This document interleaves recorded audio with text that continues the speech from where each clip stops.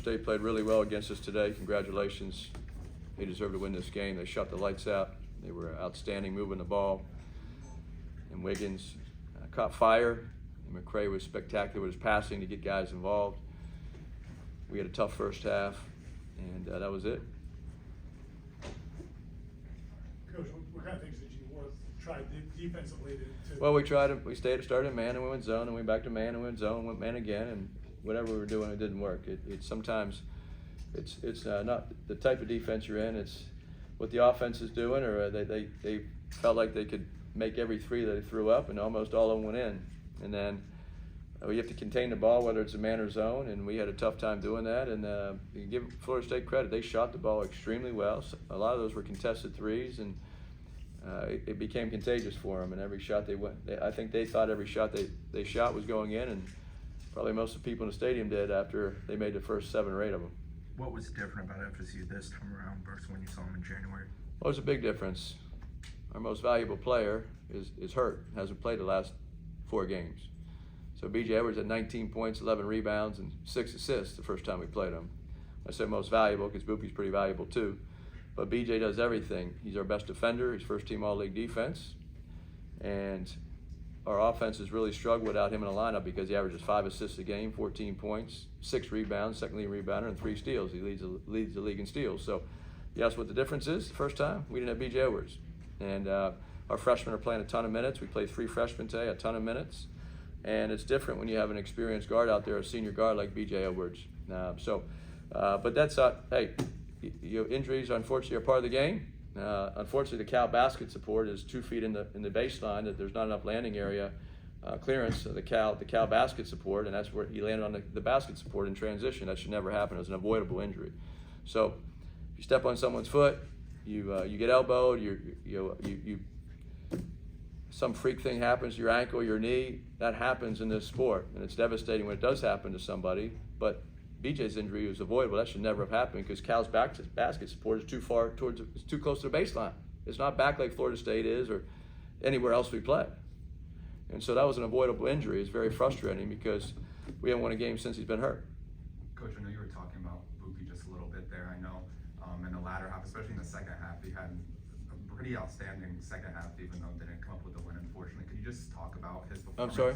With Boopy, could you talk about his performance, please? Well, Boopy's a competitor first and foremost. He's one of the toughest young men I've coached. I've been coaching since 1994. That's a long time. And Boopy Miller is one of the toughest young men I've ever coached. Our staff, we all love him.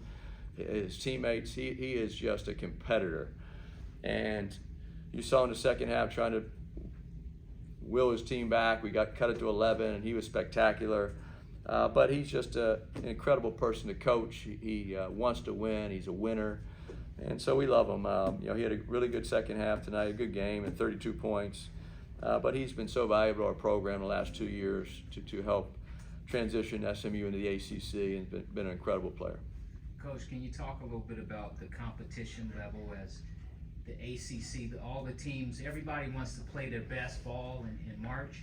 But just talk a little bit about teams working hard to play well at this point in the season, going into the tournaments. Yeah, you're trying to peak at the right time. Actually, we were peaking until 2 weeks ago. We just beat Louisville at home and then Boston College by 24, and then we were playing really well and went on the road, and that's when the injury happened. And then it's hard to adjust to try to learn how to play without someone that quickly in the crunch time of your season the last 2 weeks. So if it happens early in the season, then you have more time to learn how to play without somebody and then get some other guys some reps. But these games are very meaningful to us as we're trying to make the NCAA tournament.